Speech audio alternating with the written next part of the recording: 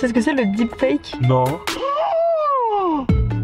Des photos de vous nus, des photos de vous en train de faire une fellation. La création de deepfakes pornographiques aujourd'hui est ultra accessible. Enfin, je sais pas si vous vous rendez compte de l'ampleur du problème. C'est-à-dire que maintenant, le deepfake, c'est beaucoup Madame Tout-le-Monde. This is sexual violence. Est-ce que vous aimeriez qu'on vous fasse ça à vous?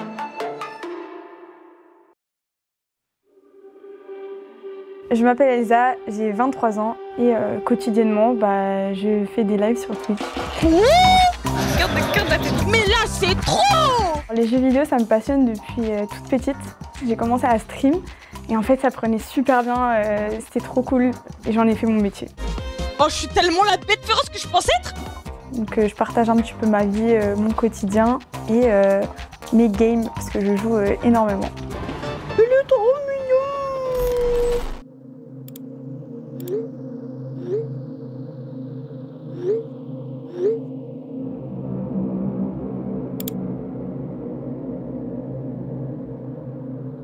Je suis à la cam, tu me screens et il y a une IA qui va m'enlever mes vêtements. En gros. Ce que j'ai ressenti quand j'ai vu qu'il y avait des deepfakes sur moi, c'est du dégoût, c'est de la honte, des questionnements forcément. Je comprenais pas forcément pourquoi moi. Enfin, j'ai jamais voulu ça et en fait t'as pas le choix. Genre t'es là devant et tu peux pas dire oui, non, je sais pas. Non, c'est genre t'as pas le choix en fait. C'est juste c'est là et c'est comme ça. C'est pas l'image que je cherchais à avoir, du coup ça m'a fait beaucoup de mal. Parce que à 18 ans, 19 ans, t'es encore en train de te construire et comme je dis, je l'ai vécu comme une agression, donc ouais, je pense que ça a cassé un truc en moi. Aujourd'hui, pratiquement tout le monde a entendu parler des deepfakes parce qu'il y en a quasiment partout. Des photos, des vidéos trafiquées grâce à l'intelligence artificielle où on peut faire dire à quelqu'un ce qu'il n'a jamais dit et où on peut le faire apparaître dans une situation totalement inventée. Dans l'ensemble, faut avouer que ça nous fait plutôt marrer. Prenons-nous dans les bois pendant que le louillait pas. Si le louillait était, il nous mangerait. Certains sont même devenus des références de la pop culture et les possibilités semblent chaque jour un peu plus sans limite avec des nouveaux outils comme Google VO3 par exemple. Tu peux croire que tout ça c'est de l'IA? Non, c'est pas possible, on a l'air si réel. Bref, pour le grand public, les deepfakes c'est du contenu léger qu'on partage sans trop se poser de questions. Mais ce qu'on voit passer sur nos feeds, c'est qu'une toute petite partie de ce qui circule vraiment. Bien sûr, on connaît tous les arnaques en ligne, comme on a pu le voir récemment avec Alain Delon qui cherche à léguer son immense fortune lors d'une loterie nationale. Chacun pourra gagner 4 000 € dès le premier jour. Mais la réalité, c'est 96% des deepfakes qui sont à caractère pornographique et selon une étude néerlandaise, dans 99% d'entre eux, ce sont des femmes qui en sont les victimes. Des actrices, des sportives, des influenceuses, des anonymes, dont les visages sont repris sans autorisation et insérés sur des photos ou dans des vidéos qu'elles n'ont évidemment jamais tournées. La création de deepfakes pornographiques sur Internet aujourd'hui est ultra accessible, qui que vous soyez, quel que soit votre âge et même pour des mineurs. Jusqu'à présent, il fallait des bonnes compétences dans certains logiciels. Par exemple, il fallait être super bon en Photoshop pour arriver à faire un montage qui ressemblait à un deepfake pornographique qui était réaliste. Et avec les IA génératives, maintenant, c'est quasiment à la portée de n'importe qui et très facilement. Il y a des sites sur Internet qui permettent de les faire en quelques secondes sans aucune compétence. Il suffit de faire une recherche Google, en fait. Aujourd'hui, il y a 3 façons de faire des deepfakes pornographiques qui sont différentes dans leur approche. La première, ça consiste à juste faire du face swap, c'est-à-dire prendre le visage de quelqu'un qui est notre cible et la mettre sur une image pornographique qui existe déjà. La deuxième façon de faire, c'est de prendre la photo d'une personne, si possible dans une tenue un peu moulante, et de le mettre dans des systèmes d'IA qui ont appris à déshabiller les personnes. Alors les personnes ne sont pas déshabillées pour de vrai, ce ne sont pas leurs corps, mais ce sont des corps possibles par rapport à la silhouette de la personne et donc du coup ça va faire apparaître la personne complètement dénudée. Et la troisième façon de faire qui est beaucoup plus présente ces derniers temps, c'est de créer des images de zéro, des images ou des vidéos, parce qu'en fait on peut maintenant avec les techniques directement créer quelque chose qui n'existait pas. On va juste demander au système, les personnes célèbres sont déjà connues des générateurs d'images et de vidéos, et lui dire mets-moi la personne dans telle ou telle situation. Pour comprendre l'ampleur de ce phénomène, on a mené l'enquête avec Léa Di Michel, journaliste chez Combini. Très vite, on est tombé sur une multitude de sites qui permettent de dénuder n'importe qui à partir d'une simple photo. En cherchant un peu plus, on découvre l'un des géants de ce business, MrDeepfakes.com, une véritable plateforme consacrée aux fausses vidéos porno, et quand on regarde les chiffres, ça donne franchement le vertige. Avant sa fermeture en mai dernier, Mr Deepfakes figurait parmi les 10 000 sites les plus visités au monde. On y trouvait 70 000 vidéos cumulant près de 2 milliards de vues. Les visages utilisés dans ces vidéos porno, ceux de célébrités. Emma Watson, Taylor Swift, Greta Thunberg ou encore Alexandria Ocasio-Cortez. Et parmi les 650 000 membres de cet hypermarché du deepfake porno, il y a un profil francophone qui a retenu notre attention. Sur sa page, un lien mène à ses groupes privés sur Discord et Telegram. Et là, on a découvert l'envers du décor du business des deepfakes en France. Une communauté active, plusieurs milliers de membres qui échangent des logiciels de manipulation d'images, qui se partagent des photos de stars capturées sur les réseaux sociaux et qui organisent même des votes pour choisir la prochaine victime à générer. Vous voulez des deepfakes sur qui? Un deepfake BBC avec Léa et lui, ça serait trop bien. Miel, elle a 18 ans, c'est bon pour le prochain, je propose Miel. Lena Situation gagne. Parmi les principales cibles, on trouve des streameuses et des influenceuses. Certaines d'entre elles en parlent depuis des années, sans que grand-chose ne change. Oh, je viens de tomber sur un truc horrible. Tu sais ce que c'est le deepfake? Non. Oh, ils ont pris un screen du vlog et il y a le reste du corps qui ne m'appartient pas. Et il y a tellement de meufs sur internet qui vivent ça. Ah ouais? Ah ouais, vraiment. Je trouve ça très problématique en fait, sachant que je n'ai pas choisi de faire ce genre de photos, ce genre de métier. Qu'il y ait des gens en fait qui prennent le corps d'actrice et qui viennent photoshopper ma tête dessus. Enfin, je sais pas si vous vous rendez compte de l'ampleur du problème. C'est quand même super grave.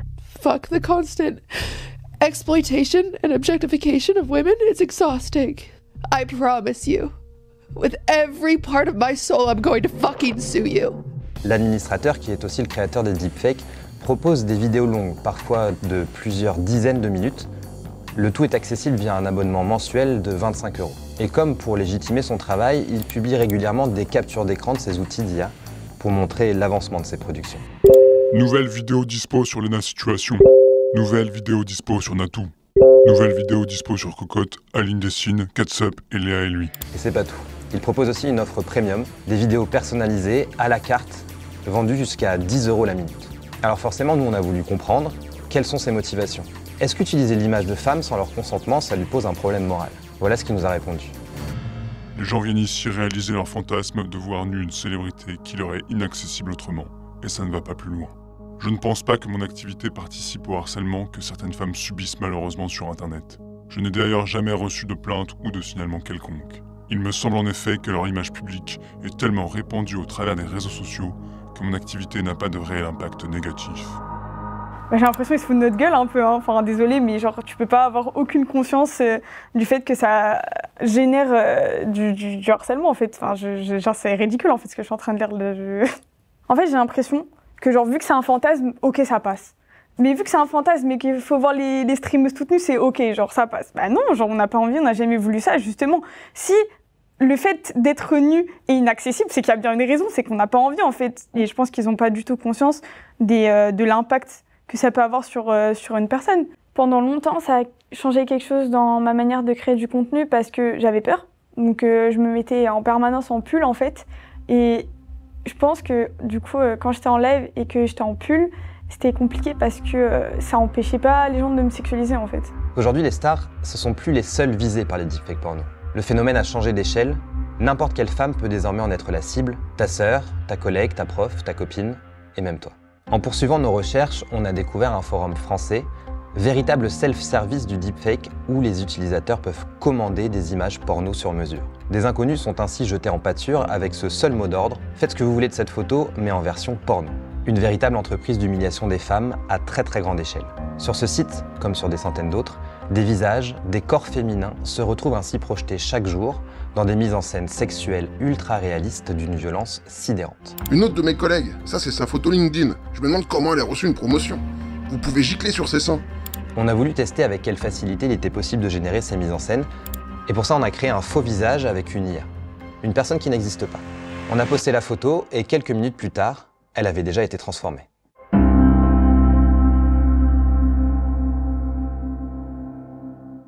Le temps de génération de la vidéo, il est assez court, c'est quelques minutes en fait. En plus, la photo qui a été donnée au départ, c'est juste une photo de visage qui est même pas complète. Donc en fait, vraiment, le système d'IA, il a même complété tout ce qui était autour. On voit pas la taille des cheveux, par exemple, de la personne, donc elle a des cheveux mi-longs dans la vidéo. Et ça suffit en fait pour ces systèmes-là, il n'y a pas besoin d'avoir des tonnes d'infos. Juste avec une photo qu'on peut trouver sur Internet, on peut très facilement faire un deepfake de quelqu'un et même une vidéo de quelqu'un. Le plus flippant, Les victimes ne savent même pas que ça existe. Et dans certains cas, elles sont jeunes, très jeunes. Les premiers réflexes à adopter, c'est garder des preuves. Absolument garder des preuves. 100% des femmes ont honte quand elles ont une photo d'elles dénudée sur les réseaux sociaux. Mais même malgré cette honte, faites des captures avec des dates avant de signaler et de faire des référencés, parce que si jamais vous avez envie d'y aller et de vous battre contre ça, on aura besoin d'éléments de preuve. Ensuite, sortir de l'isolement. Si vous ne voulez pas en parler à vos amis, à vos conjoints, etc., il y a beaucoup d'avocats dont je fais partie, on ne fait pas payer notre première consultation. On peut vous dire quand même vos chances de succès, ce qui va se passer, ce qu'on pourrait vous préconiser par ailleurs. Et ensuite, vous pouvez aller déposer plainte au commissariat. La plainte simple, il faut savoir que très souvent, elle est classée sans suite. Mais ensuite, au bout de 3 mois, quand votre plainte simple, elle est classée sans suite, vous pouvez faire ce qu'on appelle une plainte avec constitution de partie civile. Et là, votre plainte, elle passe directement au juge d'instruction qui va ensuite demander au procureur potentiellement de diligenter une enquête. Et ensuite, il y a des associations qui se réunissent de plus en plus sur les violences à caractère sexuel et aussi vous dire que vous n'avez pas à avoir honte, que la honte est du mauvais côté, que vous êtes victime et qu'il y a des choses à mettre en place. Et les victimes, est-ce qu'elles peuvent espérer une quelconque justice ? Sur la législation française, on est sur 2 ans d'emprisonnement et 60 000 € d'amende. Quand vous commencez à diffuser sur tout ce qui est digital, là vous passez à 3 ans d'emprisonnement et 75 000 € d'amende. Et donc ça comprend également les messageries privées. Et ensuite au niveau européen, on a l'IA Act qui rentre en vigueur progressivement et qui va imposer un certain nombre d'obligations sur le deepfake pour ceux qui fournissent des outils d'intelligence artificielle. Ces obligations, elles portent sur le fait de faire du marquage pour pouvoir taguer, pour être certain que ça vient bien d'un outil d'intelligence artificielle. La loi est encore très mal faite, mais elle évolue lentement. Aux États-Unis, le Take It Down Act, un texte bipartisan soutenu par Melania Trump, vient tout juste d'être signé et il prévoit jusqu'à 3 ans de prison pour la diffusion non consentie d'images explicites. Il oblige aussi les plateformes à supprimer les contenus sous 48 heures. Le Danemark va plus loin et planche sur une réplique inédite, inscrire dans la loi le droit de chacun à posséder une sorte de droit d'auteur de son propre corps, ses propres traits du visage et sa propre voix. Ces avancées sont le fruit de prises de parole courageuses de femmes célèbres comme d'anonymes qui refusent de rester silencieuses. In April 2020, my life changed forever. A friend called to tell me that a video of me was circulating on Pornhub. I saw my face on a pornographic video. The devastation I felt is indescribable. I was humiliated, dehumanized, and overwhelmed with shame. So I went to the rooftop of my building and attempted to end my life. The internet, AI, and digital tools are not inherently good or evil. They reflect the values of those who control them. We did not come this far only to regress into darkness. It is time to reclaim our humanity in a digital age. Internet est le reflet de la société, qui est une société encore imprégnée profondément de sexisme. Les deepfakes visent beaucoup plus les femmes que les hommes, puisque de manière générale, le cyberharcèlement sur Internet vise beaucoup plus les femmes que les hommes. Ce qu'on va beaucoup entendre quand on se fait cyberharceler, c'est « mais t'as pas qu'à être sur Internet ». C'est le jeu, entre très gros guillemets. Un peu de dignité. T'as ce que tu mérites à t'afficher sur les réseaux. Ouais, mes photos publiques sont détournées, hein, ouais. C'est pour ça qu'on pose pas des photos de soi en ligne. Les filles, arrêtez de poster sur les réseaux sociaux. Arrêtez.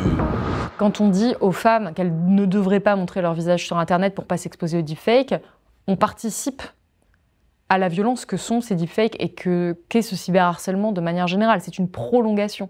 Parce qu'on va finalement exactement exécuter ce que souhaitent ces harceleurs, à savoir qu'on se taise. Mais je me mets à la place d'une collégienne qui, dans le cadre de son établissement scolaire, verrait des fausses photos d'elle nue circuler avec des rumeurs qui peut-être vont avec, dans un âge aussi où on se construit. Je pense que ça peut avoir des répercussions extrêmement graves. Est-ce que vous aimeriez qu'on vous fasse ça à vous, que vos collègues voient ça au travail, des photos de vous, même si elles sont truquées, qui parfois n'ont même pas l'air si truquées que ça, des photos de vous nus, des photos de vous en train de faire une fellation, en train d'être dans une position sexuelle. Mais oui, c'est grave, oui, c'est une violence. Vous avez le droit de vous sentir extrêmement mal et vous avez le droit de chercher de l'aide, de demander de l'aide. Et c'est même très très important. Et si ça n'avait aucun impact sur personne, si ça n'égratignait pas l'image publique, si ça n'atteignait pas intimement, ils auraient arrêté depuis longtemps.